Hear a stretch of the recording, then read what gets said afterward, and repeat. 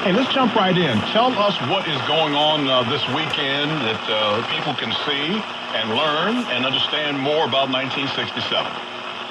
Well, first let me say that starting with the July 23rd weekend that we've just been through, there's been a lot of attention, as you said, paid to 1967 in the media.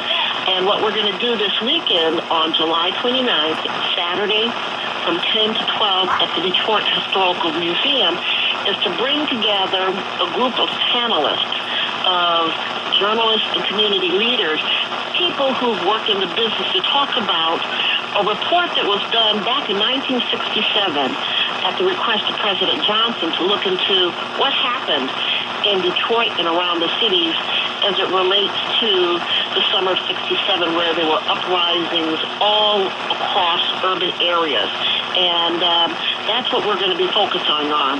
What happened? That kind of report actually had a whole chapter on the media.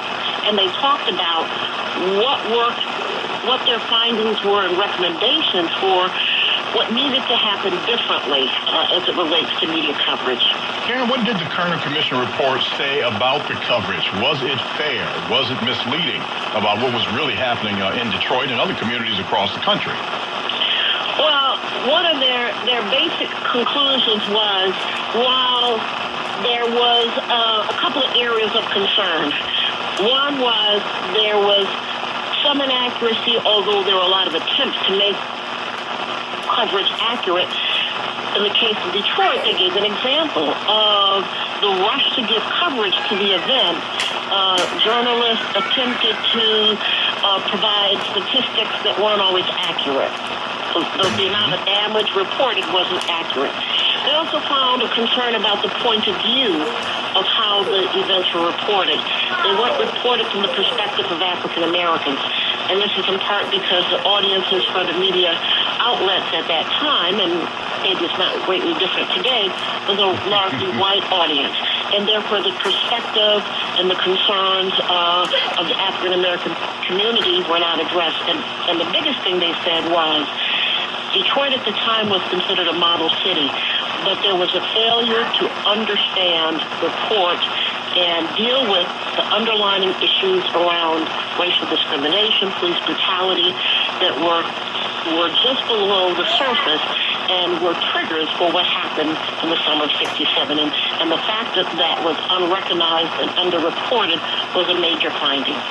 I recall myself, Karen, back in 67, and I wasn't a journalist then, I was only 10 years old. But if I'm not mistaken, we had the News, the Free Press, and the Detroit Times at that time. I think we did. And I remember seeing reports on television and seeing things in newspaper and feeling that the news media locally tried to justify the police and National Guard and Army actions as much as they could. Was I right in my perception in that based on what we know now? Well, I think that some papers, and I'll take the Free Press as an example, because that paper did win a Pulitzer Prize for some of their post-coverage of 1967, and they had put out a survey into the community to get reaction. However, one of the factors was that editors in their descriptions and journalists in their writing had a responsibility to report from the community's perspective. And, you know, we did have at least one black journalist at a major newspaper at the time, and I can't overlook the fact that the Michigan Chronicle, the black press was present. Talk about mainstream media, which is what the Kerner report primarily looked at. So the factors that were at play then and exist somewhat today were the fact that you've got to have people on staff in decision-making positions who are able to understand the issues, go into the community, and that means establishing relationships with law enforcement, with community organizations, neighborhoods, beyond reporting incidents that happen on an ongoing basis. It's really establishing those relationships. So I hope that answers in part some of the... Oh, no, you as always, you do an outstanding job of answering questions, Karen. At my recollection, and actually I tried to look it up afterwards, was that there were only 2 black print reporters that I know of. I think that Susan Watson had just joined the Free Press back then. And there was a gentleman who I believe was reporting for the Detroit Times, an African-American man. Do we have any statistics on how many black journalists were actually working in mainstream media at that time? Well, I'm going to give you a teaser on this one, Cliff. We have Tim Kiska will be on the panel. and Tim Kiska is a contributing author to a book that was published just this summer called Detroit 67, which is a compilation of writings by various people in the community. He is a professor of communications at U of M Dearborn, and he talks about that very point in terms of the representation statistically of African Americans in media mainstream and the black press. But as you mentioned, Susan Watson and the gentleman you referred to, there is a presence, but that doesn't begin to, and I think sometimes what happens, there could often be an expectation that if you have a black journalist on staff, that they are going to be responsible for all the black community. Well, they're going to have a good relationship because the responsibility doesn't reside with one person, and that's a huge responsibility. It should be more spread throughout the staff and culture of the news organizations to be sensitive, aware, and engaged.